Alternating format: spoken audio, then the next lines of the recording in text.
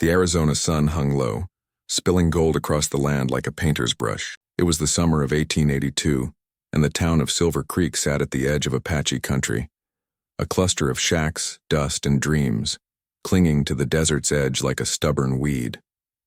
The wind carried whispers of gunfire, prayers, and heartbreak, all tangled together in that lonely stretch of land where law met wilderness. Clara Bennett lived in a whitewashed house a mile from town, her father's house, though he was ailing and half-blind now. Reverend Bennett had come west chasing the Lord's work, but the desert tested every man's faith. The heat, the distance, the silence, they all pressed down like a judgment. Clara was his only child, a girl of 19 with hair the color of wheat before harvest and eyes like cool water after a long ride. To the townsfolk she was pure as spring rain, the preacher's daughter, always modest, always kind. But inside her heart something wild stirred, a longing that no sermon could tame. She'd been born back east where the hills were green and the world felt soft. Out here everything was sharp and the rocks, the sky, the people. But she loved it still, the way the sunset set the mesas on fire and the stars came out thick as spilled salt.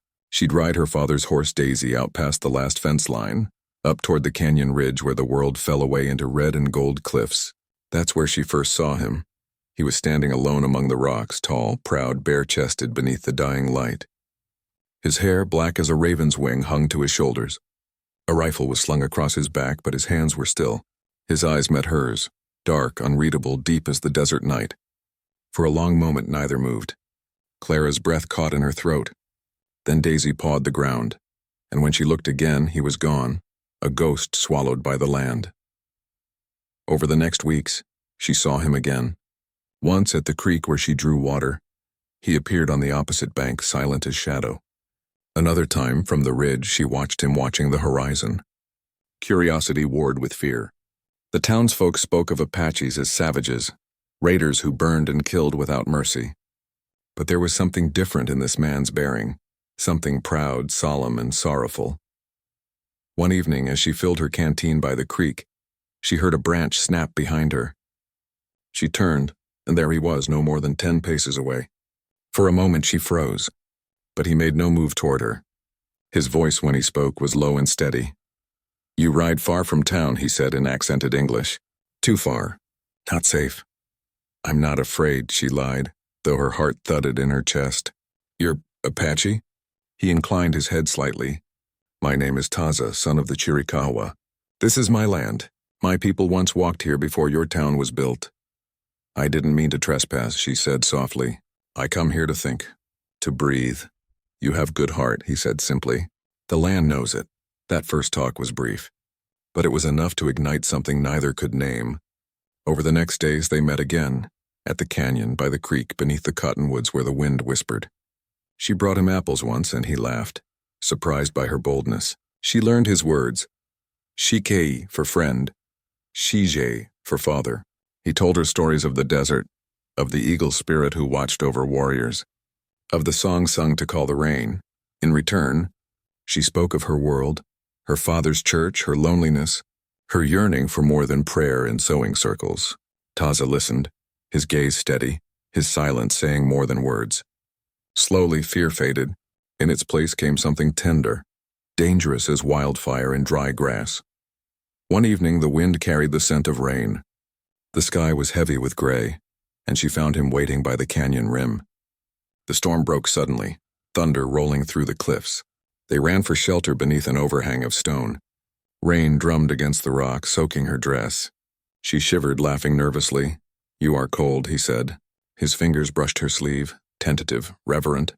When she looked up, his eyes burned with a warmth that melted every doubt she'd held. "I shouldn't be here," she whispered. But her voice trembled.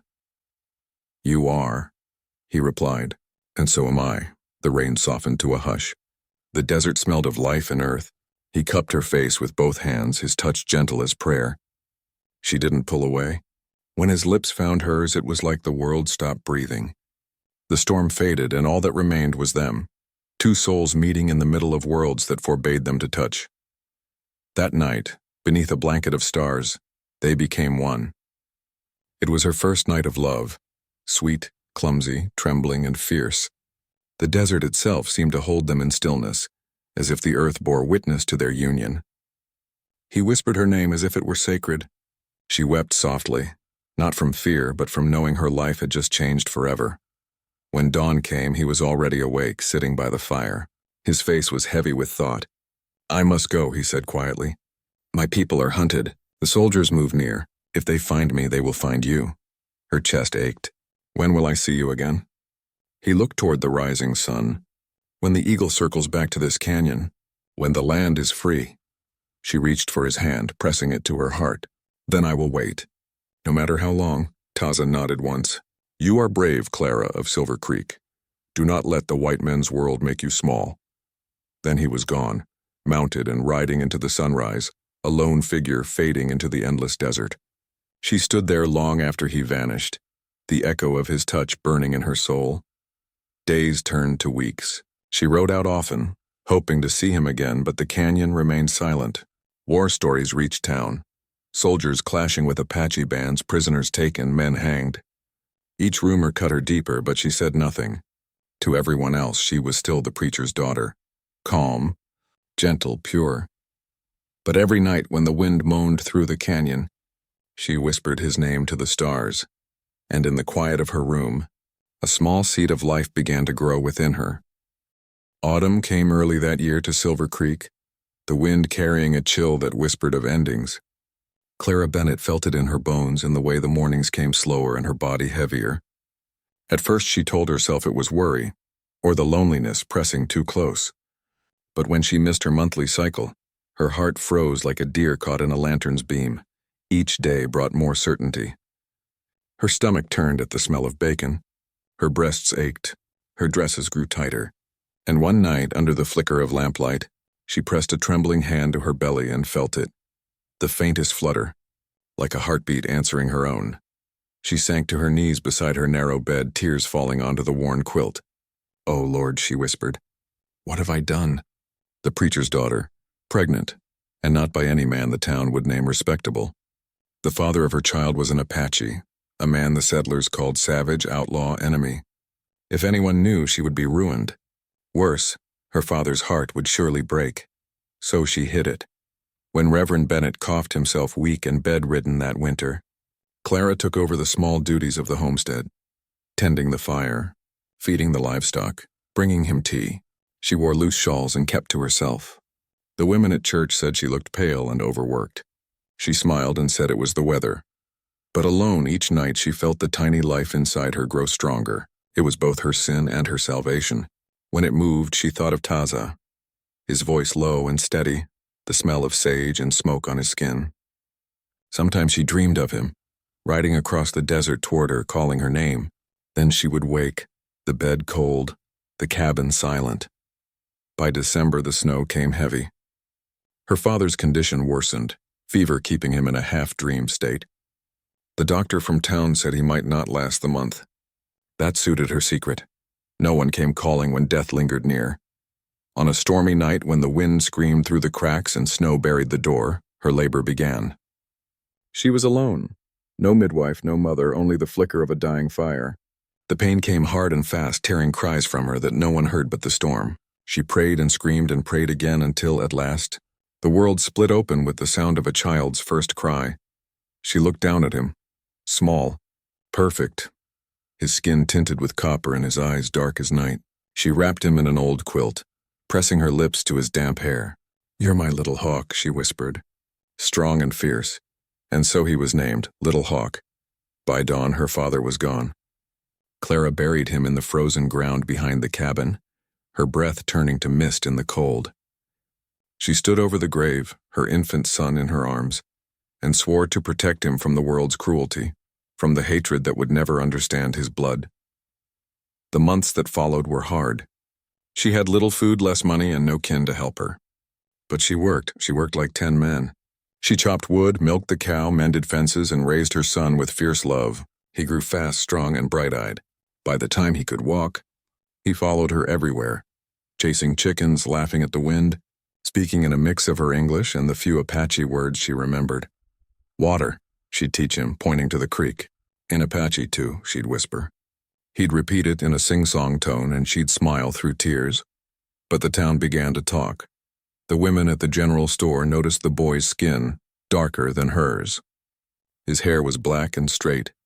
His eyes deep brown, not blue. Looks like he's got some Mexican blood in him, they said. Or worse. Clara held her head high and said nothing. The sheriff's wife once asked outright, "Who's the father, Clara? He ain't from around here?" "My husband," she lied calmly. "He died in the mines up north before the boy was born." It wasn't much of a lie, but it was enough to stop further questions. Still, she could feel the judgment in their eyes. The preacher's daughter with a bastard son, a stain the town would never wash clean. Years passed. Little Hawk turned 5, then 6. He had Taza's quiet strength, his way of watching the horizon as though listening to the earth itself. He could tame the wild horse no one else could ride, sense the coming of rain before clouds showed, and find calm where others found fear. Sometimes, at sunset, Clara caught him standing at the edge of the canyon, his small frame outlined in gold. "What are you thinking, sweetheart?" she'd ask. "I dream of a man," he'd say softly. "He rides with the eagles. He calls my name." Her heart clenched. "Maybe it's your guardian angel," she said. He only nodded, but deep down she knew whose spirit lingered in his dreams. By the time he turned 8, the whispers grew bolder. Boys in town mocked him, called him half-breed. One afternoon he came home with a bruised cheek and eyes full of confusion. "Why do they hate me, Mama?" he asked. "I didn't do nothing." She knelt before him, cupping his face. "They don't understand," she said softly. "Your father was a brave man." "He loved me." And you're the best of both of us. Don't let anyone make you ashamed of that," he nodded, though he didn't yet understand the weight of her words. That night, after she tucked him into bed, she stood by the window, looking out at the moonlit land. Somewhere beyond those mountains, Taza might still live. Or maybe he was gone, buried in the same dust that had once carried his people's songs. She would never know. But sometimes, when the wind blew just right, she swore she could hear a low hum, the tune he once sang by the fire, a haunting melody that wrapped around her heart.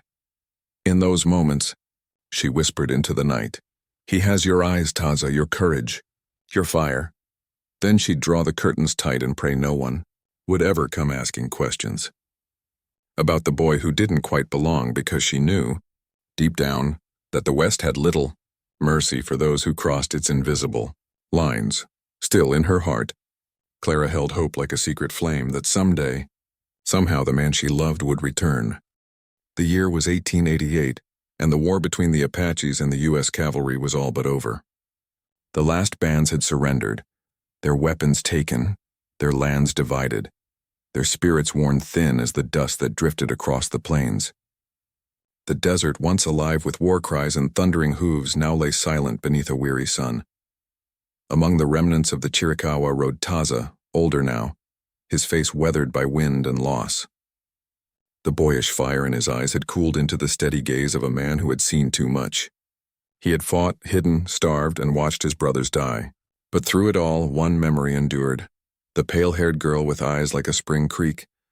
The one who had come to him not with fear but with love. When the army released him from the reservation, Taza refused to settle. The white agent told him to live quietly near San Carlos, but he was done with cages. He turned his horse toward the south, toward the canyon where once he had found peace in her arms. The land had changed. New fences cut across old trails. The army forts were gone, replaced by farms and rail lines. But the bones of the earth were the same. The red cliffs, the cottonwoods, the river that whispered at dusk. And when he reached the ridge above Silver Creek, something in his chest stirred. The wind smelled of rain and mesquite, the way it had that night long ago. He rode into town at sundown. The people stopped and stared. An Apache on horseback, proud and silent, was still a sight that sent fear crawling up the backs of settlers. Mothers pulled their children close. Men rested hands on rifle stocks. The sheriff stepped out of the saloon, thumb hooked over his belt. "What's your business here, Injun?" he drawled. Taza looked at him with calm eyes. "I look for someone. A woman named Clara Bennett." The sheriff spat into the dust. "Preacher's daughter. She's still out by the creek, runs that place alone. You stay clear, you hear? Ain't no place for your kind." Taza said nothing more. He nudged his horse and rode on, leaving the murmurs behind. The sun dipped lower and the light turned amber as he reached the small homestead by the cottonwoods. The fence was old but sturdy. The roof sagged a little at the corners. Smoke curled from the chimney. He dismounted quietly, heart pounding harder than it had in any battle. From behind the house came the sound of an axe, rhythmic, sure. He followed it and stopped short. A boy of about 10 stood by a stump splitting logs clean in two. His skin was the color of sun-warmed copper, his hair black and straight. The strength in his small arms, the calm in his stance. It was like looking into a mirror of the past. The axe fell silent as the boy looked up. His eyes, deep, dark, and steady, locked with Taza's. For a long moment neither moved. "Hello?" the boy said at last, cautious but not afraid. Taza swallowed hard. "Your name?" "Little Hawk," he answered proudly. "Mama says it's Apache." Taza's breath caught in his chest. The world seemed to tilt. He took a step closer, voice rough with emotion. "Your mother, she is Clara Bennett?" The boy nodded. "She's inside. Do you know her?" Before Taza could answer, the cabin door opened. Clara stepped into the light. She wore a faded blue dress, her golden hair pinned back, though streaked now with sun and time. For a heartbeat, she didn't move. Then her hand flew to her mouth. "Taza." He took off his hat slowly. Clara. Her knees nearly gave out. For years she had dreamed of this. His face, his voice, his shadow across the yard. But dreams had a way of softening the truth. The man before her bore scars, both seen and unseen. Yet beneath them she recognized him as surely as she knew her own soul. "You came back," she whispered. "I said I would," he answered softly. His gaze shifted to the boy who stood between them, watching. "I see you kept my promise." Clara's throat tightened. "He's yours, Taza. Your son." For a moment, the desert itself seemed to hold its breath. Taza stepped forward slowly, as though afraid the vision might vanish. He knelt before the boy. "You are strong," he said. "And brave," the boy smiled shyly. "Mama says I get that from my father." Taza reached out, resting a calloused hand on the child's shoulder. "Your father is proud of you." Clara's eyes filled with tears. The years between them melted like snow in sunlight. That night, after Little Hawk went to bed, they sat by the fire in the same cabin where she had once wept alone. Silence stretched between them, not awkward, but heavy with memory. "I thought you were dead," she said finally. "I almost was," he admitted. "The army took many of us. Some died in chains, some by bullets. I fought until the war ended, then I wandered. But I never forgot this place. Never forgot you." She looked at him across the firelight. The planes of his face hardened by years, the lines at his eyes deep as canyons. Yet his gaze held the same gentleness she had known that night long ago. "I prayed for you," she said softly. "Every night." He nodded, eyes glistening faintly. "The wind carried your prayers to me. Sometimes I heard your voice in the river." They both smiled through tears, but the peace was fragile. Out beyond the cottonwoods, a coyote howled, long and lonely. Clara's face grew grave. "The town won't welcome you, Taza. They never forgave the Apaches. If they learn who Little Hawk's father is—" "I know," he said. "But I could not stay away. My blood called me here." She reached for his hand. "Then we'll face whatever comes together." Outside, the wind picked up, stirring the embers. Taza looked toward the door, his instincts still sharp. "They will come," he murmured. "The white men. They always do." But for that one night he let himself rest. He listened to the soft breathing of his son in the next room, to Clara humming a lullaby he half remembered. The walls of the small cabin seemed to hold something sacred, not safety but belonging. Before he slept, he whispered a prayer in his native tongue. "May the spirits watch over this family. May the past forgive us." And for the first time in years, Taza dreamed not of war, but of peace. The morning after Taza's return broke clear and cold, sunlight spilling over the mesa and painting the desert in hues of rose and gold. For the first time in years, Clara woke to the smell of coffee that wasn't burnt and the sound of a man's voice outside splitting kindling.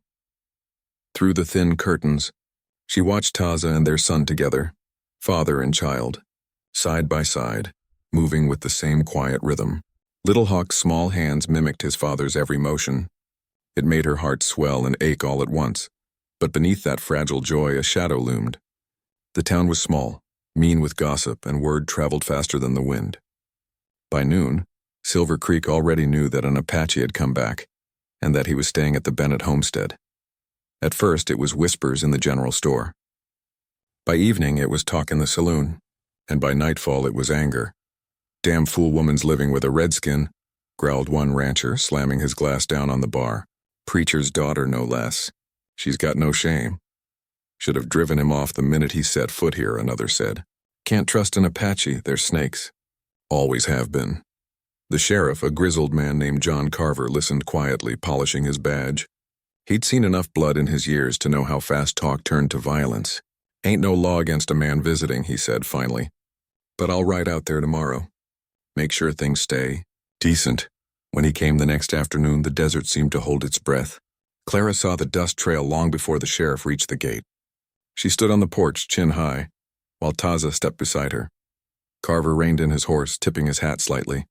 "Afternoon, Miss Bennett," he said, his tone clipped. "Heard tell you've got company." "I do," she said evenly. "This is Taza."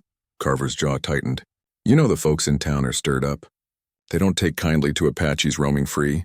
"Taza isn't roaming," Clara said. "He's home."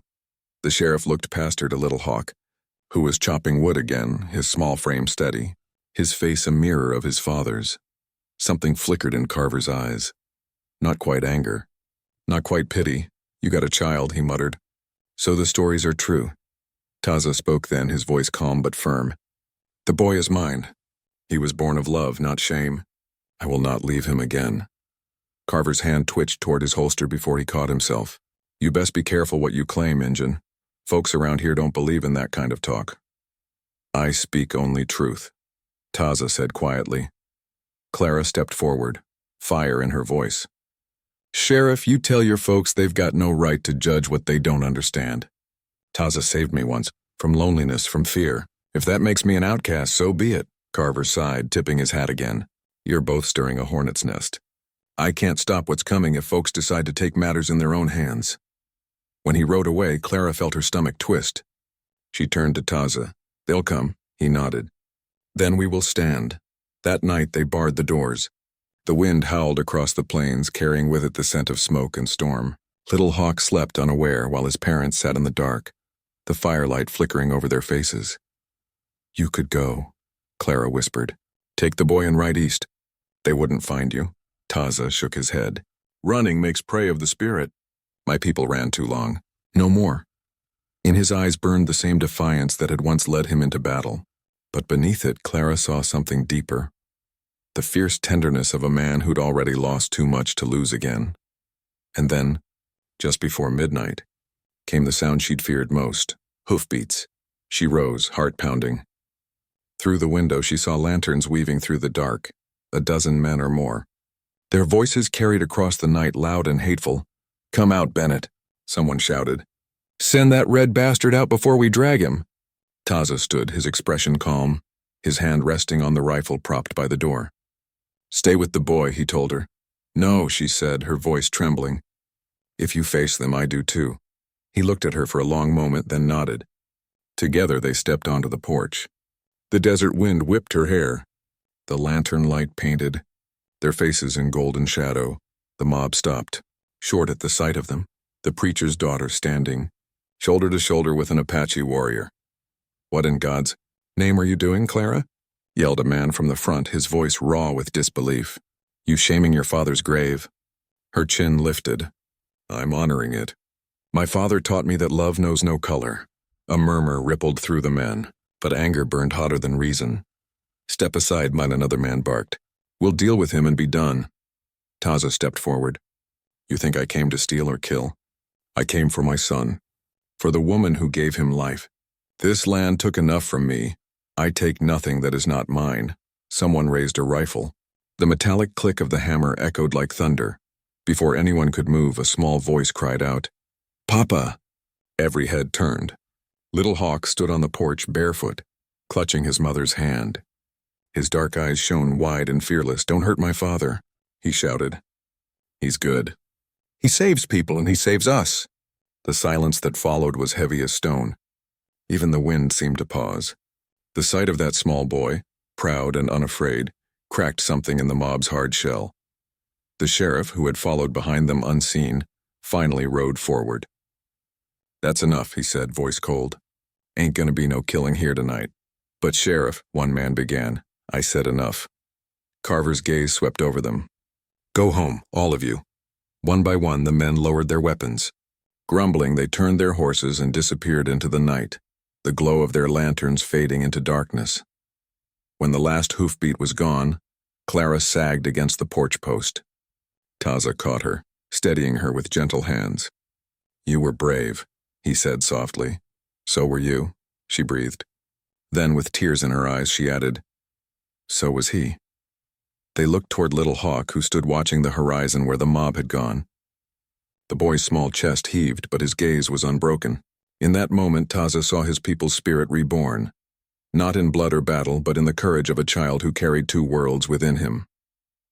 When dawn broke, the desert glowed soft and gold. Smoke from the night's torches drifted like ghosts across the plain, but the cabin still stood, unburned. Clara stood beside Taza, their son between them, as the sun climbed higher. "What happens now?" she asked quietly. He looked east, where the mountains rose like a promise. "We leave," he said, "before their fear turns to anger again." "Leave Silver Creek?" she whispered. He turned to her, his eyes soft. "Silver Creek is not our home, Clara. Home is where no one calls our love a sin." And with that, the decision was made. The desert morning broke clean and fierce, the kind that burned away every shadow left from the night before. The horizon shimmered golden red like fire in the sky, and a lonely hawk circled high above, its cry sharp and endless. Inside the small cabin that had stood against gossip, fear, and hatred, Clara packed the last of their things. Her fingers brushed the worn wood of the doorframe, the table, the bed. Every inch of this home held memories. Her father's prayers, her mother's laughter, and the quiet nights when she had whispered to a child who never knew his father's name. Now that man stood outside, tightening the saddle on his horse. The same horse he had ridden in on, painted in dust and strength, a creature of the wild plains. Little Hawk helped him, dragging the saddle blanket with both hands. "Will we ride far, Papa?" Taza smiled, and a rare, quiet smile that reached his eyes. "Far enough that no one can tell you what to be." The boy nodded solemnly, the weight of his father's words sinking in the way only children of hardship can understand. Clara stepped outside, her shawl wrapped tight around her shoulders, the wind tugging at her hair. "I never thought I'd leave Silver Creek," she said softly. Taza looked at her, eyes deep as the desert wells. "Sometimes to find peace we must leave what we know," she smiled faintly. "You sound like the wind itself." He touched her cheek, his calloused fingers gentle. "The wind carries both our voices now, yours and mine." They left just as the sun rose over the ridge. The land stretched before them, endless red canyons, whispering mesquite, the cry of distant coyotes. Behind them, Silver Creek faded into a smear of smoke and dust, a place that once held love, loss, and now, memory. For days they rode eastward, through dry washes and starlit nights, living on jerky bread and what Taza hunted. Clara had never felt freer. The sky seemed bigger, the stars closer. At night, when the boy slept curled in a blanket beside the fire, she and Taza would sit side by side, speaking in whispers that drifted with the wind. "You never told me what happened after you left that night," she said one evening as the firelight flickered. Against his face, he stared into the flames for a long time before speaking. "The white soldiers came at dawn. My people were driven into the mountains. Some fled north. I was taken prisoner," her breath caught. "For how long?" 2 years, he said simply. "When they freed me, there was nothing left. The land, the tribes, all broken. I wandered, fought, survived. But I never forgot the woman under the cottonwoods by the creek." She reached for his hand. "And you came back." "I came home," he corrected softly. They sat in silence after that, the fire burning low, their hearts speaking the rest.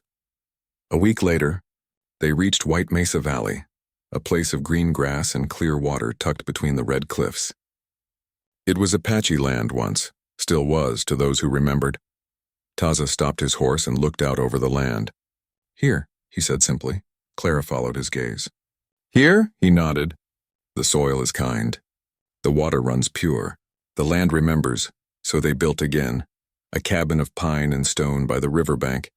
Little Hawk learned to fish with his hands, to track quail and read the stars.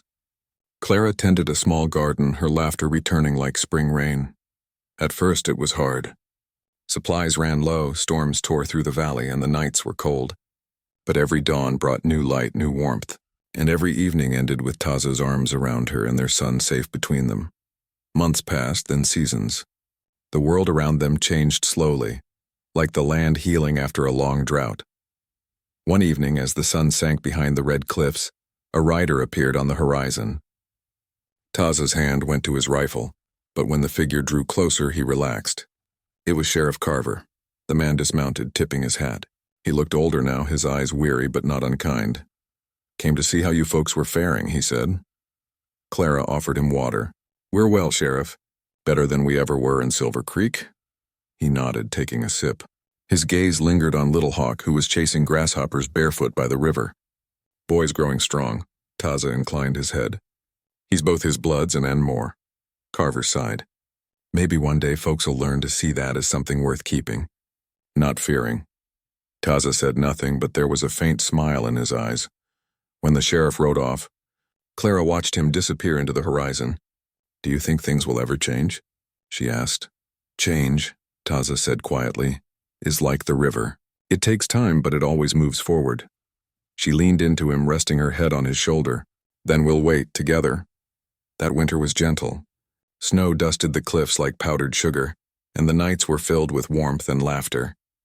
Little Hawk's voice echoed across the valley as he played, calling out in both English and Apache.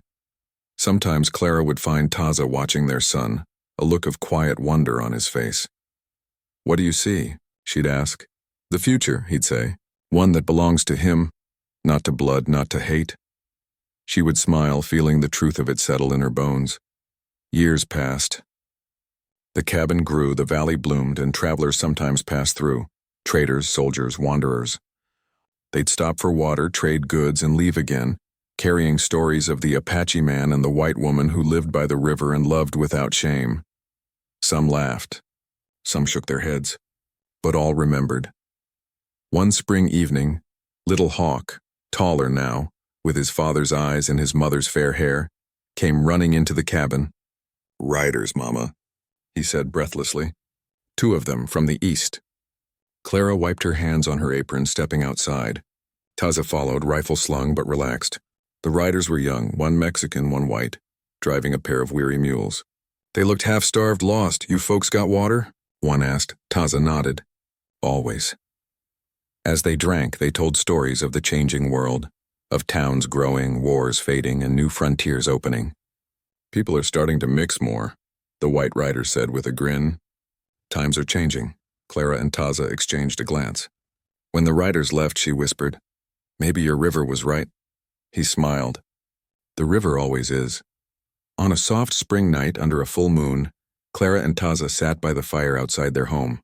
The wind was gentle, the stars endless. "I used to think my life was over when my father died," she said softly. "Now I see it began the night I met you." Taza turned to her, his dark eyes reflecting the firelight. "And I thought I was only meant for war, but love made me more than a warrior." She reached out, taking his hand. "What are you now?" He smiled faintly. "A man with a home, a family. A peace I never thought I'd find." She leaned in and kissed him, slow and deep. The kiss of a woman who had weathered every storm and found her calm at last. Above them, the hawk cried once and soared into the dawn. The sun broke over the cliffs, bathing the valley in light. And there, in the heart of the land that once divided them, two souls, one Apache, one white, found a forever that neither time nor hatred could touch.